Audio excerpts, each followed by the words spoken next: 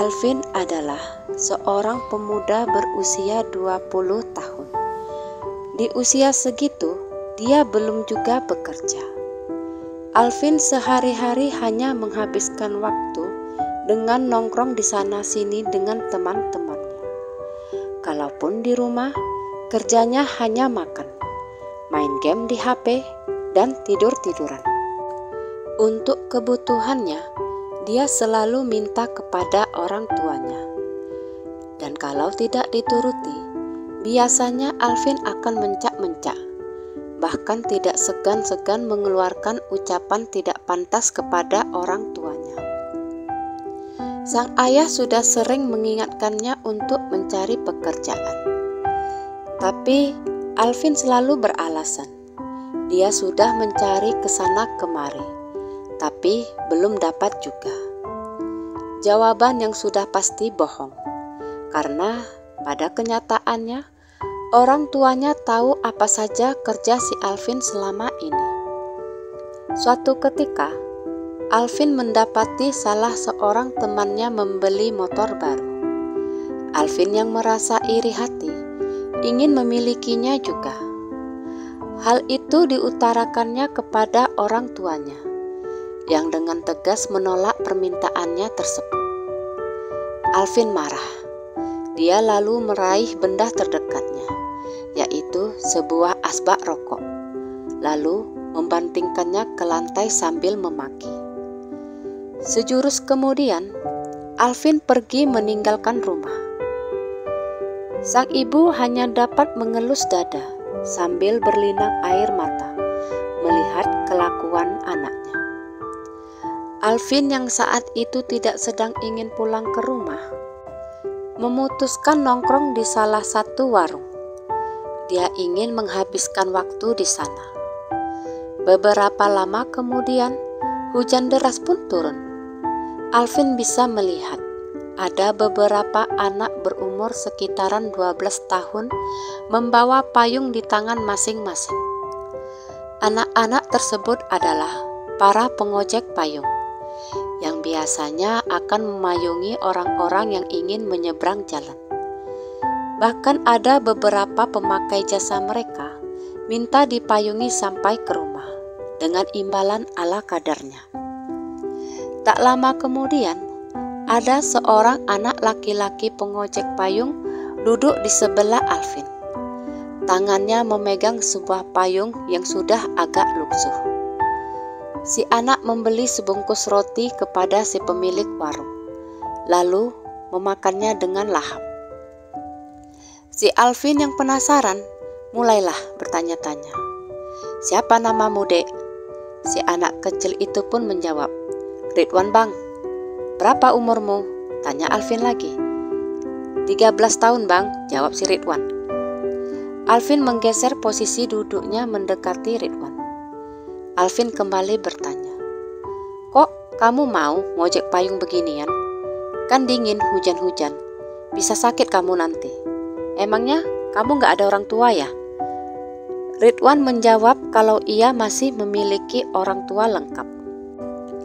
Dan alasan kenapa ia mengojek payung adalah ia ingin mencari uang untuk membantu orang tuanya.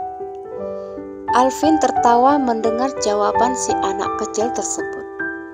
Ia mengatakan kepada si anak, kalau sudah tugas orang tualah memenuhi kebutuhan anak-anak mereka.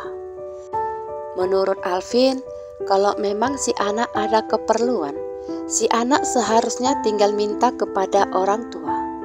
Ngapain juga harus repot-repot ngojek payung kalau masih ada orang tua yang bisa dimintai duitnya. Anak kecil yang bernama Ridwan itu memandang Alvin yang berceloteh panjang lebar dengan tatapan jijik. Tapi sepertinya Alvin tidak menyadari ekspresi jijik di wajah si Ridwan. Alvin mengakhiri ceramahnya dengan menyuruh Ridwan pulang saja dan tidak usah mengojek payung lagi. Kalau ada apa-apa, minta ke orang tua saja. Ridwan yang sudah selesai makan roti langsung bangkit dari duduknya. Tapi sebelum pergi, ia sempat berkata seperti ini, Saya pernah dengar ceramah Pak Ustadz. Pak Ustadz bilang gini bang, kalau memang orang tua punya tugas untuk membesarkan anak-anaknya, serta memenuhi kebutuhannya. Tapi menjadi tugas seorang anak untuk membahagiakan orang tuanya juga. Kalau saya bisa mengurangi beban mereka, kenapa tidak saya lakukan? Emak sama abah gak pernah nyuruh saya ngojek payung. Tapi ini semua saya sendiri yang mau. Karena saya segan minta terus kepada mereka. Kasihanlah bang, mereka udah tua. Kalau bisa, saya bantulah, walaupun hanya sedikit. Ya udah ya bang, itu ada langganan saya. Si Ridwan lalu buru-buru menghampiri pelanggannya, memayunginya, lalu membantunya menyeberang jalan.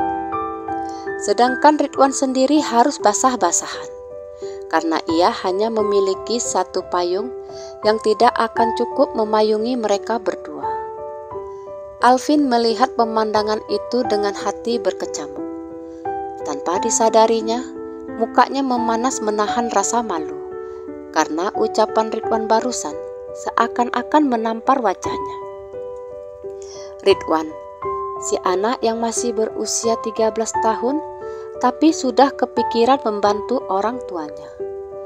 Ridwan yang berumur 13 tahun itu sudah punya rasa malu untuk minta-minta kepada orang tuanya sendiri. Ridwan yang masih berumur 13 tahun itu rela berbasah-basahan kena air hujan hanya untuk menghasilkan uang sendiri. Lalu, apa kabar diriku yang sudah berumur 20 tahun ini? Sudahkah aku membantu orang tuaku?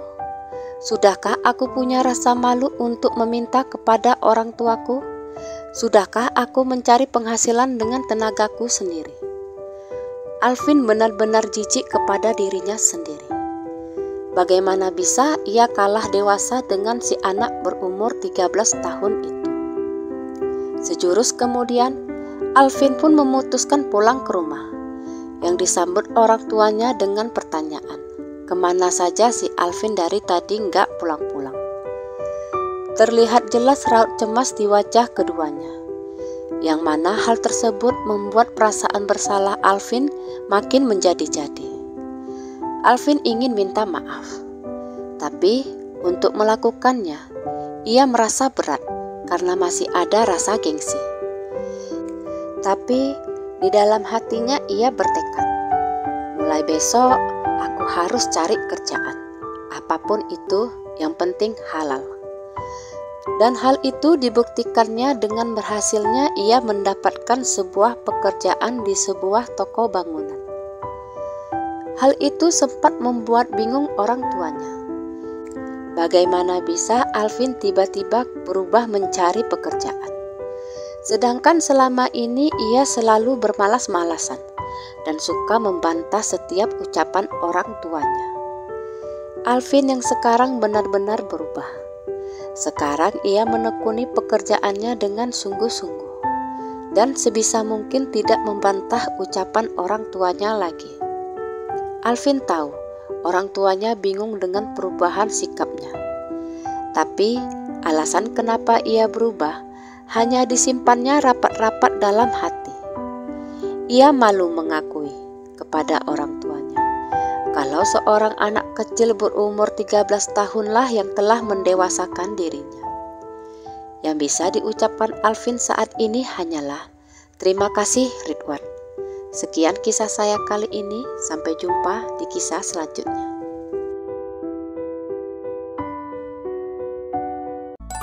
Terima kasih sudah mendengarkan kisah saya. Jangan lupa subscribe, like, komen, dan share ke media sosial yang Anda punya.